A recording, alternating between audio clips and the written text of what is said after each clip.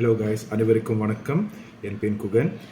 நான் இன்றைக்கி என்ன பற்றி பேச போகிறேன்னா, காப்புறுதி பற்றி கொஞ்சம் பேச போகிறேன். அது காப்புறுதி பற்றின்னு வந்துச்சுன்னா என்ன பற்றி ஸ்பெசிஃபிக்காக பேசணுன்னா, ரைடர்ஸ்னு சொல்லுவாங்க. ஸோ இன்சூரன்ஸ் எடுக்க போகிறீங்கன்னா இன்சூரன்ஸ் மட்டும் எடுத்தால் பத்தாது, அதில் சில ரைடர்ஸ் போடுவாங்க. இந்த ரைடர்ஸோட ஒரு கொம்போனன்ட் மாதிரி, இந்த கொம்போனன்ட்டை போட்டால் அந்த இன்சூரன்ஸ் காப்புறுதி இன்னும் சிறப்பாக இருக்கும்.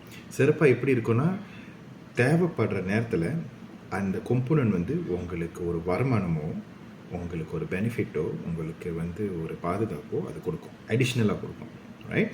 ஸோ நான் இன்றைக்கி என்ன செய்ய போகிறேன்னா, ஒரு சின்னூண்டு எக்ஸ்ப்ளனேஷன் கொடுக்க போகிறேன் இந்த ரைடு என்ன செய்யலான்னு. இப்போ இன்சூரன்ஸ் பார்த்துக்கிட்டிங்கன்னா, எல்லா இடத்துலையும் insurance PNM, bank Nigar Malaysia தான் கவர்ன் பண்ணுது.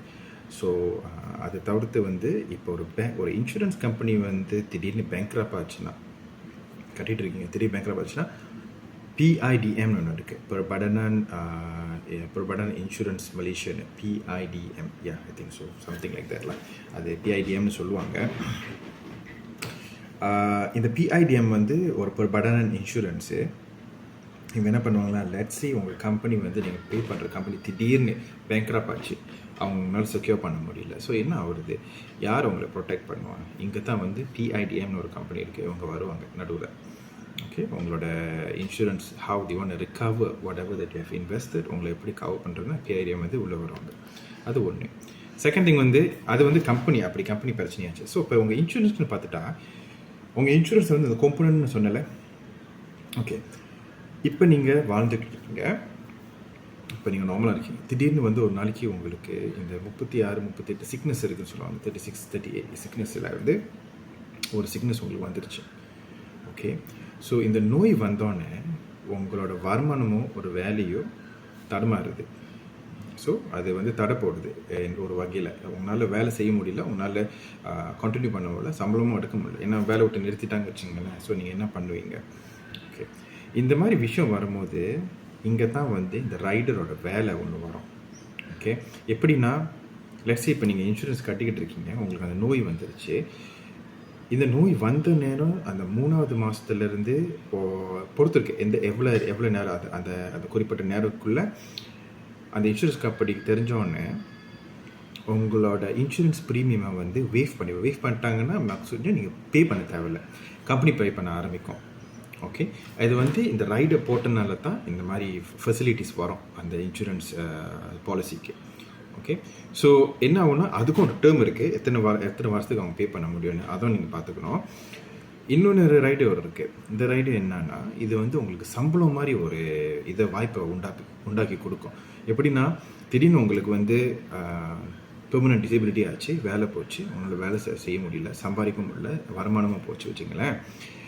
அந்த குறிப்பிட்ட நேரத்திலிருந்து இந்த ரைடை போட்டனால உங்களுக்கு அந்த வருமானத்தை உண்டாக்கி மாதம் கொடுக்குற மாதிரி ஒன்று வரும். ஸோ இது அந்த ரைடை போட்டனால இது ஒரு ரைடு இருக்குது. ஸோ இன்சூரன்ஸ் கம்பெனியில் பார்த்துக்கிட்டிங்கன்னா, நிறைய இன்சூரன்ஸ் கம்பெனி இருக்குது. அவங்கவுங்க கம்பெனியில் அவங்களோட ப்ராடக்ட் எப்படி பிளேஸ்மெண்ட் பண்ணியிருக்காங்க.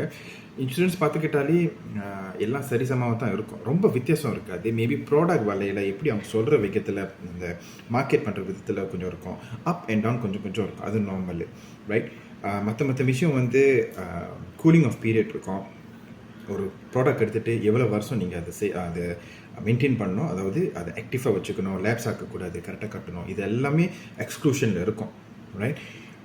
இந்த எக்ஸ்க்ளூஷன் ஒன்று நீங்கள் உங்களோட இன்சூரன்ஸ் ஏஜென்ட்கிட்ட கேட்டு நீங்கள் தெரிஞ்சுக்கலாம். அப்படின்னா எந்தெந்த விஷயத்தை கவர் பண்ணுறாங்க, எந்தெந்த விஷயத்தை கவர் பண்ண மாட்டாங்க. ஓகே, இதெல்லாம் கேட்டு தெரிஞ்சுக்கிட்டு தான் நீங்கள் ஒரு ப்ராப்பர் இன்சூரன்ஸை நீங்கள் அடாப்ட் பண்ண முடியும்.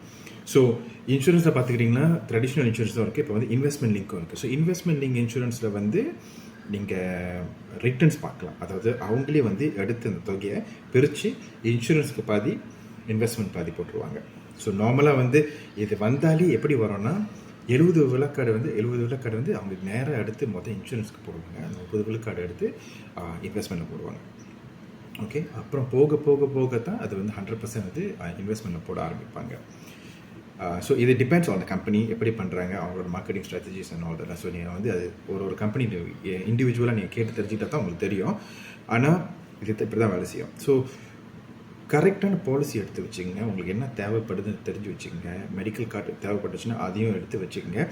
அண்ட் பாருங்கள் எவ்வளோ பெனிஃபிஷியலாக இருக்குது, எங்கே பாய்க்க முடியும், என்ன இதுக்கு நீங்கள் பயன்படுத்த முடியும், அதையும் பார்த்துங்க. அண்ட் இம்பார்ட்டண்டானது என்னென்னா, ஒரு மெடிக்கல் கார்டு வாங்கினோன்னே அதுக்கு வந்து இந்த கூலிங் ஆஃப் பீரியட் இருக்கும். அந்த கூலிங் ஆஃப் பீரியடில் வந்து நீங்கள் மேக் ஷூர் ஒன்று க்ளீன் பண்ணாமல் நீங்கள் பாதுகாப்பாக பார்த்துருந்தீங்கன்னா, தேவைப்படுற நேரத்தில் பாய்ச்சிங்கன்னா உங்களுக்கு பலன் கிடைக்கும்.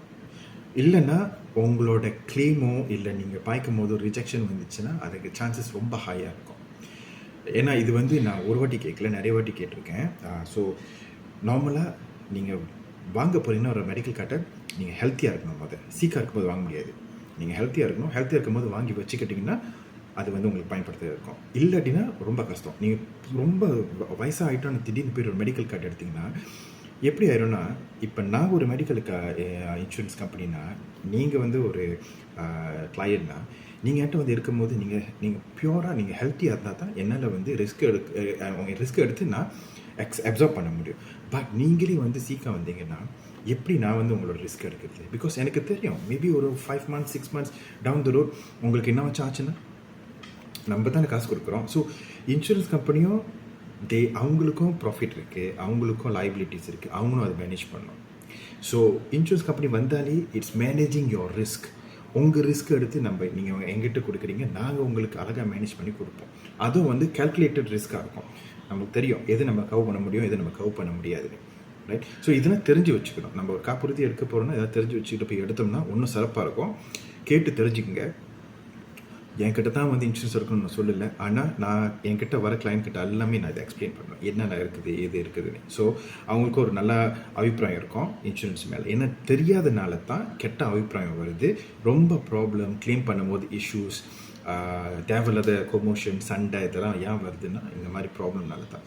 நம்ம முதையே நல்லா கிளியராக தெளிவாக சொல்லிட்டோம் வச்சுங்களேன், இது முடியும் இது முடியாது, தென் அவங்க தெளிவாயிடுவாங்க. நீங்கள் மட்டும் இதெல்லாம் பண்ணிடலாம், நாங்கள் பண்ணிக்குவோம், எங்களோட இன்சூரன்ஸ் கம்பெனி இதெல்லாம் பண்ணோம், எல்லாம் செய்யலாம் அப்படி சொல்லி நீங்கள் இது பண்ணிங்கன்னா ஒரு குறிப்பிட்ட காலத்தில் வந்து அந்த சிக்கனமான அந்த சூழ்நிலை வரும்போது உங்களால் அதை கோப்பா பண்ண முடியாது. அது என்ன ஆகும்னா உங்களுக்கு பிராண்ட் டேமேஜ் கொடுக்கும், ஆஸ் ஏஜென்ட் உங்களுக்கு கொடுக்கும், கிளையனுக்கும் ஒரு நல்ல அபிப்பிராயம் வந்துடாது. மற்ற இடத்துக்கிட்ட மற்ற இடத்துல போய் என்கொயரி பண்ணுறதுக்குள்ள அவங்க ரொம்ப கஷ்டப்படுவாங்க. ஏன்னா டேமேஜ் ஆச்சு ட்ரஸ்ட்.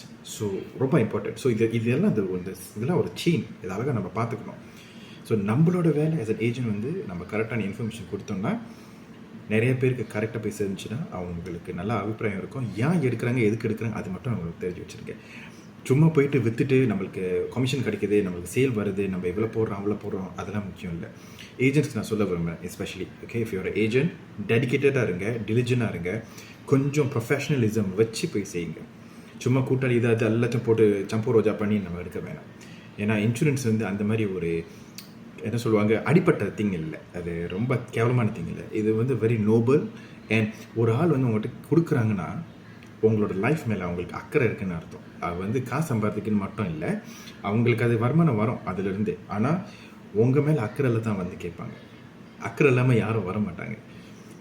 ஸோ நீங்கள் ட்ரபிளில் இருக்கும்போது ஆளுங்க சந்தோஷமாக இருக்க நிறைய பேர் இருக்காங்க. ஆனால் நல்ல விஷயம் இன்சூரன்ஸ் யாராச்சும் அவங்க வந்து கேட்டாங்கன்னா அது வந்து நீங்கள் நல்லா இருக்கணும், உங்களுக்கு ஒரு பாதுகாப்பு இருக்கணும்னு சொல்லிட்டு தான் வந்து உங்கள்கிட்ட கேட்குறாங்க. ஸோ நல்லா கேட்டு தெரிஞ்சு நீங்கள் உங்கள் பதிலை கொடுங்க. ஸோ உங்களுக்கும் ஒரு நல்ல பயனாக இருக்கட்டும். ஸோ இது ஒரு சின்ன அறிவிப்பு தான், கொஞ்சம் லாங்காக இருக்குது. பட் இன்ஃபர்மேஷன் எடுத்துக்கங்க. தவறாக இருந்துச்சுன்னா நீ மன்னிச்சிருங்க. என்னால் வந்து மறைச்சி பேச முடியல, எனக்கு சொல்கிறதுனா உண்மையை தான் சொல்ல முடியும், இருக்கிறதான் சொல்ல முடியும். ஸோ நம்ம இதை எடுத்து கரெக்டாக நம்ம இம்ப்ரூவ் பண்ணிக்கிட்டோன்னா சொசைட்டி, த ஹோல் சர்க்கிள், நீங்கள் நான் எல்லா பேரும் இதில் பெனிஃபிட் பண்ணிக்கலாம். Okay, so have a good day. God bless you.